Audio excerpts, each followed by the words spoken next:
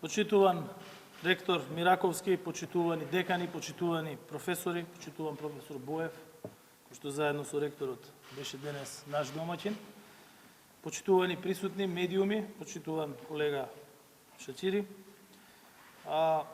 Образованието е еден од главните столбови на секоја држава, без која не може да се гради здраво, демократско и просперитетно општество. За да може да имаме едно такво општество кое се базира на стабилни темели, потребно е да инвестираме во образованието и постојано да го надоградуваме за да градиме просперитет за сите нас. Преку поддршката на модернизацијата на лабораторијата Амбикон на Универзитетот Гоце Делчев, која се издвојува со својата научно-истражувачки потенцијал во национални, меѓутоа и во меѓународни рамки, како влада ја истакнуваме нашата заложба за поддршка на проектите и инвестициите од областта на науката. Лабораторијата располага со опрема која е наменета за контрола на квалитативните и квантитативните параметри на амбиенталниот воздух во реални услови и реално време, како и на утврдување на нивото на персонална експозиција на одделни штетности. Со новата опрема лабораторијата Амбикон се осовременува и надополнува, а со тоа и се зголемуваат нејзините можности и опсегот на мерења за кои е специјализирана, што е уште една предност покрај тоа што ќе нуди збогатување на знаењата на студентите и на општата јавност. Инвестирањето во лабораторијата Амбикон не е само вложување во опрема. Многу пати досега сум зборувал за темата образование и секогаш кога зборувам на оваа тема, зборувам со голема доза на ентузијазам, бидејќи верувам дека вложувањето во образованието е практично вложување во иднината. Со други зборови, би сакал да нагласам дека преку инвестициите, како што е оваа, инвестираме во нашите сегашни и во идни генерации, инвестираме во науката, во образованието или да сублемирам, инвестираме во иднината на нашата држава. Лабораторијата Амбикон е една од најсовремените и најопремени лаборатории во целиот регион и среќен сум што нашите професори практично обучуваат научници, студенти, меѓутоа и институции од околните држави.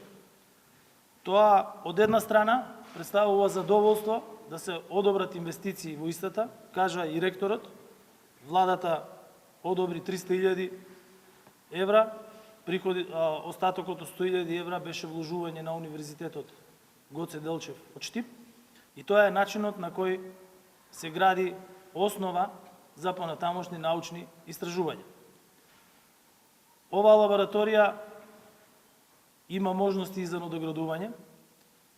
Веќе разговаравме и со ректорот и со професор Боев во однос на можностите за финансирање на идно надоградување и како влада ќе направиме се за нејзината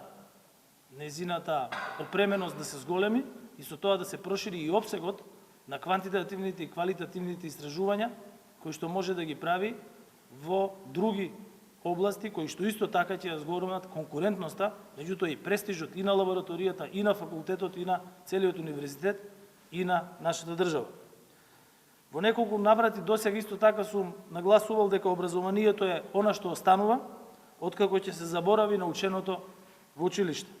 Образованието не може и не треба да се сведе само на она што ние како лекција ќе им го пружиме на младите во текот на образованието, туку и вредностите кои што им ги пренесуваме. На тој макотрпен пат од нас зависи дали ќе успееме да создадеме генерации кои ќе ги обсервираат нештата низ критичка призма и ќе носат одлуки базирани на факти со цел да создадат подобри услови за квалитетен живот. Токму затоа нашите политики се засноваат на потребите на младите. Како влада, освен што инвестираме во зајакнувањето на техничките капацитети на образованието, вложуваме и во квалитетот на образованието.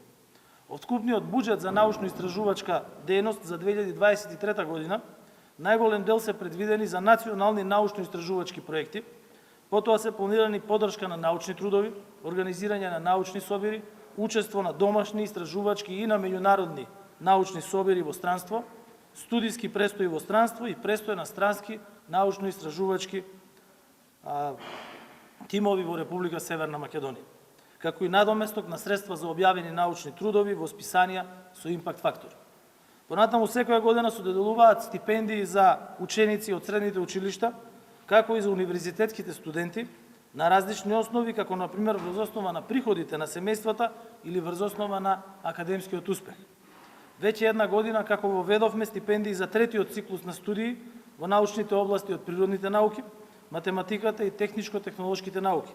За годинава се предвидени 50 стипендии за студии од втор циклус во земјата од областа на природно-математичките и техничко-технолошките науки со месечна стипендија од 9000 денари за 9 месеци во годината, а планирани се и 15 студенти за студии од трет циклус од земјата од областа на природно-математичките и техничко-технолошките науки со месечна стипендија од 18000 денари во текот на целата година. Предвидени се и стипендии и уписнини за студии од втор и трет циклус во странство според Шангајската ранглиста, како и еднократен надомест за одбрана на магистерски и докторски трудови. Додека најголемите остварувања во областа на науката се потврдуваат со доделување на државната награда Гоце Делчев. На крај би сакал да истакнам дека може да се набројат голем број на активности кои што владата ги прави и ги презема со цел поддршка на науката и поттикнување на младите луѓе да го развијат сопствениот интелектуален потенцијал. Сето ова го правиме бидејќи веруваме во капацитетот кај младите кои што тие го носат во себе. Тие се движешка сила на општеството и затоа ќе направиме се за да можеме да создадеме поволен амбиент за развој на научно-истражувачките можности за младите генерации. Ви благодарам.